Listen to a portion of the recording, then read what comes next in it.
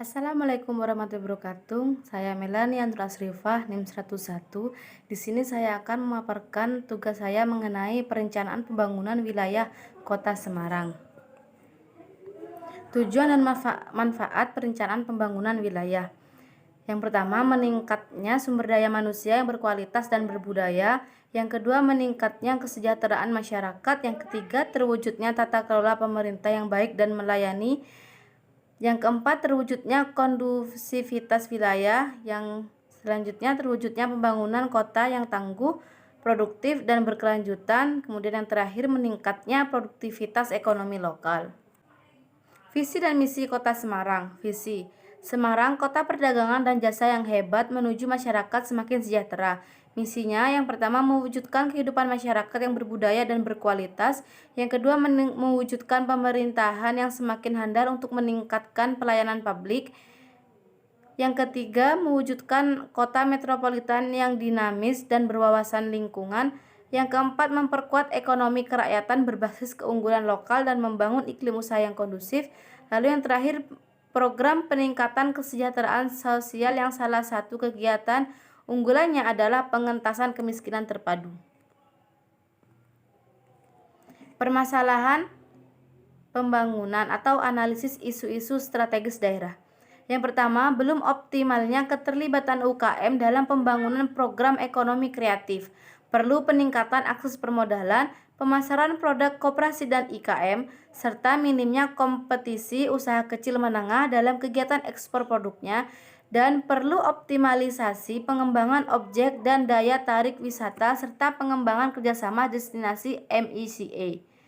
Yang kedua, belum optimalnya kualitas pelayanan pendidikan utamanya pendidikan inklusi dan pendidikan karakter serta pelaksanaan pendidikan jarak jauh, kualitas mutu pendidikan, masih adanya anak putus sekolah dan belum optimalnya pendidikan nonformal.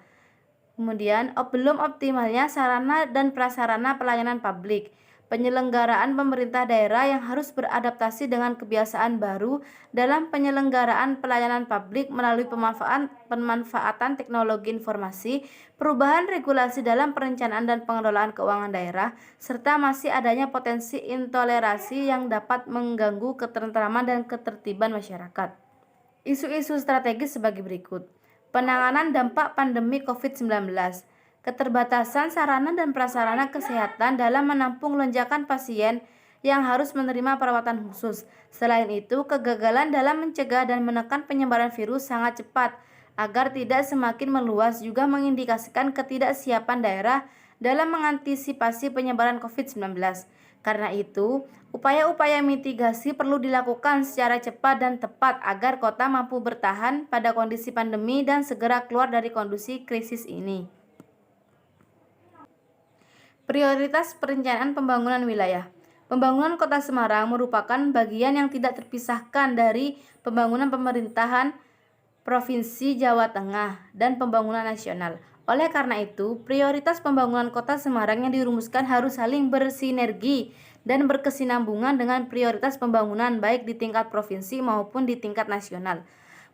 Penyusunan RKPD tahun 2021 disusun melalui pendekatan teknokratik, partisipasif politik, serta atas bawah dan bawah atas. RKPD tahun 2021 disusun dengan memperhatikan juga keselarasan dengan prioritas pembangunan nasional dan prioritas pembangunan Provinsi Jawa Tengah di tahun 2021. Gambaran umum perekonomian daerah. Pertumbuhan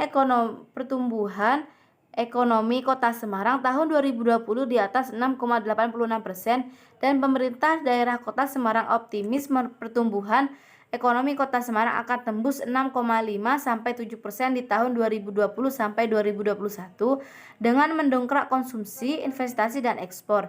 Namun, merebaknya pandemi COVID-19 diperkirakan di tahun 2020 pertumbuhan ekonomi Kota Semarang akan melambat atau stagnan dengan skenario terburuk min 0,53% dengan target LPI di tahun 2021 di angka 4,5-5,5%. Yang kedua, prospek perekonomian Kota Semarang pada tahun 2020 dan 2021 diperkirakan akan mengalami perlambatan mengingat Kota Semarang menjadi salah satu red zone area COVID-19 yang ditandai oleh Provinsi Jateng. Pertumbuhan ekonomi Kota Semarang di tahun 2020 dan 2021 ditargetkan pesimis berada pada kisaran 3,5 sampai 4,5% dan 5,0% sampai 6,0%. Dari sisi pengeluaran, peningkatan ekonomi bersumber dari meningkatnya nilai konsumsi, baik itu konsumsi rumah tangga, konsumsi pemerintah, serta pembentukan modal tetap bruto. Indikator kinerja pembangunan daerah yang pertama, laju pertumbuhan ekonomi, kontribusi kategori-kategori yang terkait dengan perdagangan dan jasa terhadap PDRB, kontribusi kategori industri pengolahan terhadap PDRB, penurunan gangguan keamanan dan ketertiban, indeks pembangunan gender, angka kemiskinan, tingkat pengangguran terbuka, indeks reformasi birokrasi, tingkat partisipasi masyarakat, dan yang terakhir wilayah kota yang tangguh, produktif, dan berkelanjutan. Mungkin itu saja dari saya. Kurang lebihnya mohon maaf. Wassalamualaikum warahmatullahi wabarakatuh.